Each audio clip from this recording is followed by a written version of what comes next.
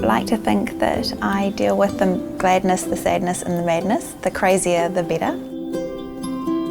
I'm probably a little bit off-centre, a little bit quirky, and I'd say a bit of a misfit. Hi, I'm Sharon. I'm a photographer and a passionate volunteer.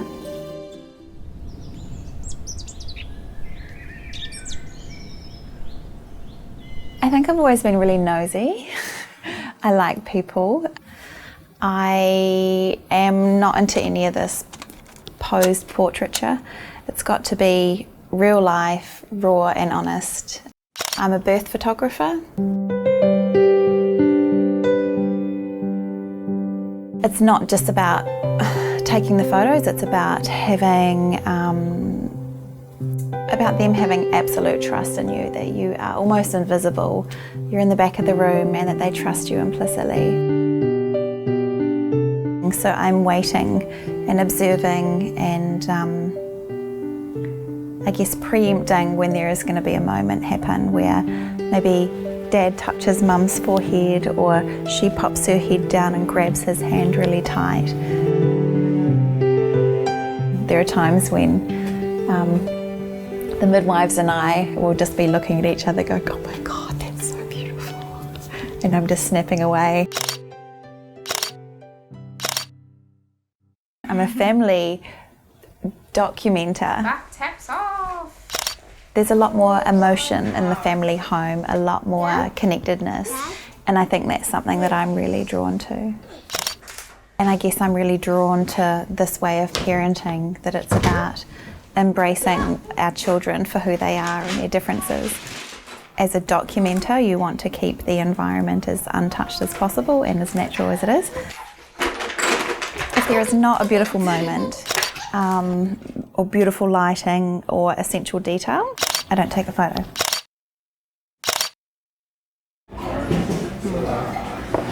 This is the Addington Coffee Co-op, which is my second home / second living room, which is a place that's pretty dear to my heart. After the earthquake, everything was shut for a while and this place opened up and there was like a community base. And Bruno and I came down here and brought a wee sign saying free hugs and free pug hugs. I don't know whether Bruno hugged more people or me that day. I think from that moment on, I wanted to craft a life that I really loved and that was uniquely me. I had been thinking about volunteering for quite some time. So I made a call and had an interview and did police checks and more interviews and booked my tickets.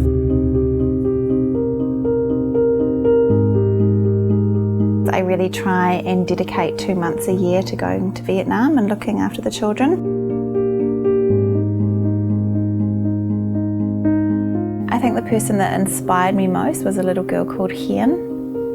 And she actually passed away just over 18 months ago now. I was told that she's a bit of a nuisance, that she liked the attention and to just ignore her, but I didn't listen to that. I've worked with disabled children when I was younger as well, and I just, I felt like what these kids needed the most was connection. Nice to see you.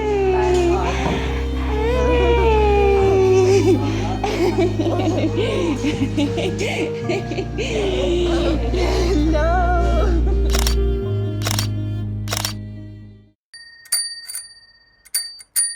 Gwyneth is my bike. So I got my bike probably about 3 years ago, and she is almost 100 years old. She's an old BSA bike, and we go up to the hospital together.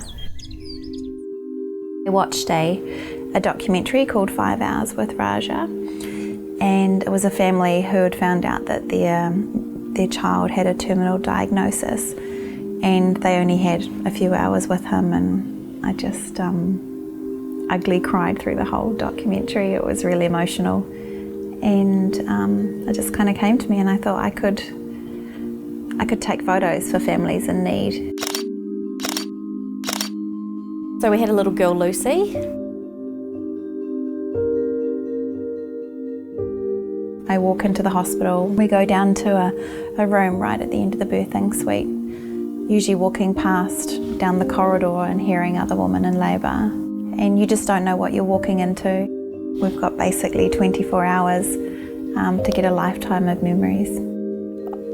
In the moment you think, I'll never forget her face or the features that she has or anything, but then as time goes on you do not forget, but when you look at the photos it's a constant reminder of, yes, that's how you remember them. It's about standing beside them while they discover their baby. There are so many powerful, beautiful moments.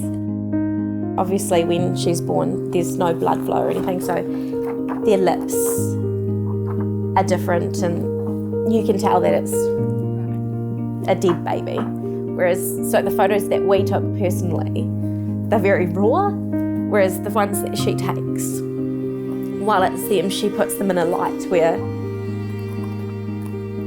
not that I wouldn't have hung photos up of Lucy anyway, but